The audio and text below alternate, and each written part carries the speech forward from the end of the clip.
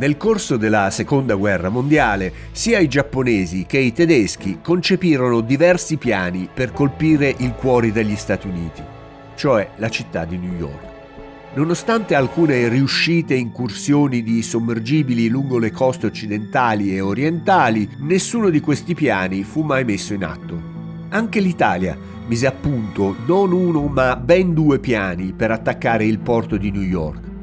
2 piani molto ambiziosi, uno via aria e uno via mare.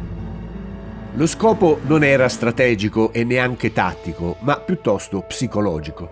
Per l'opinione pubblica italiana serviva a rafforzare il morale, per quella americana a far comprendere che la distanza dall'Europa non li metteva al sicuro e infine per quella mondiale per far capire che l'Italia era ancora in piedi e determinata a combattere.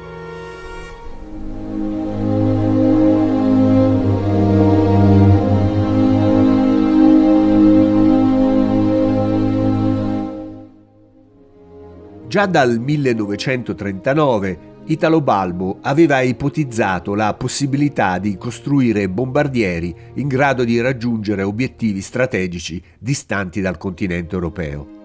Ma non potrà sviluppare il piano a causa della sua morte nei cieli della Libia.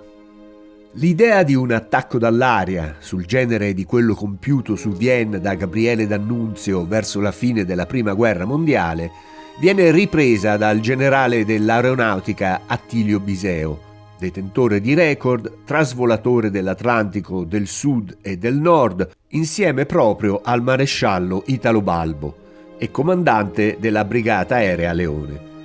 L'opportunità si presenta quando è convocato a Roma dal capo di Stato Maggiore generale Ugo Cavallero per informazioni sulle caratteristiche operative dei nuovi velivoli da caccia MC-202 scelti da poco per la produzione in serie. È l'aprile del 1942. A quella riunione, svoltasi a Palazzo Vidoni, in corso Vittorio Emanuele, partecipa anche l'ingegner Armando Palanca, che presso il reparto sperimentale di volo di Guidonia ha seguito le prove di omologazione del bellissimo aereo da caccia.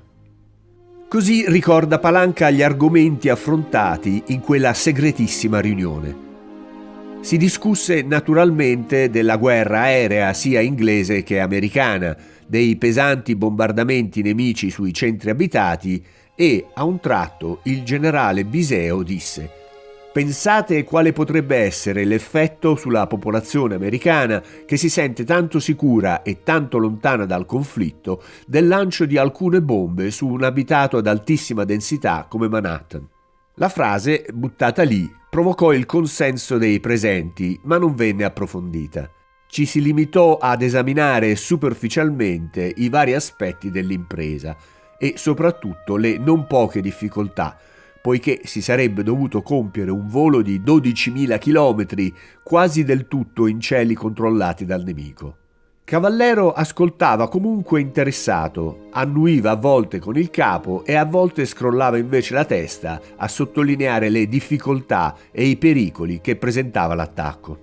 A un certo punto il generale Biseo se ne uscì con una battuta che lasciò tutti i presenti piuttosto sorpresi. Anche noi, disse, infatti, dovremmo fare come loro e attaccare qualche sito che per la sua lontananza dall'Europa viene considerato sicuro al 100%. E con qualche inesattezza aggiunge: vi ricordate l'effetto che fecero le bombe sganciate su Tokyo da un apparecchio isolato americano decollato da una portaerei e pilotato da Doolittle? Cavallero lo guardò fra il curioso e il divertito.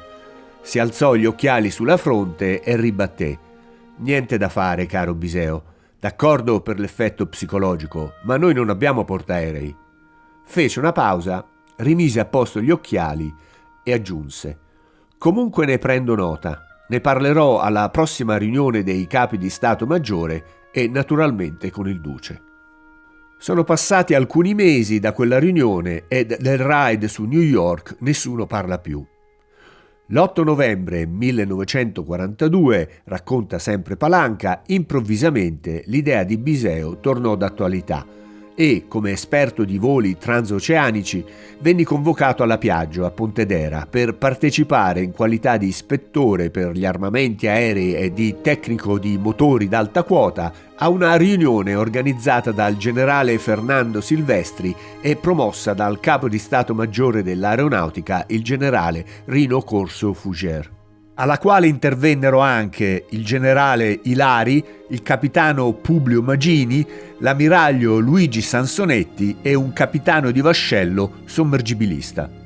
È in quell'occasione che viene decisa l'azione dimostrativa contro la zona sud di Manhattan, utilizzando per il volo battezzato in codice Operazione S un idrovolante quadrimotore Kant Z511 progettato dall'ingegner Filippo Zappata.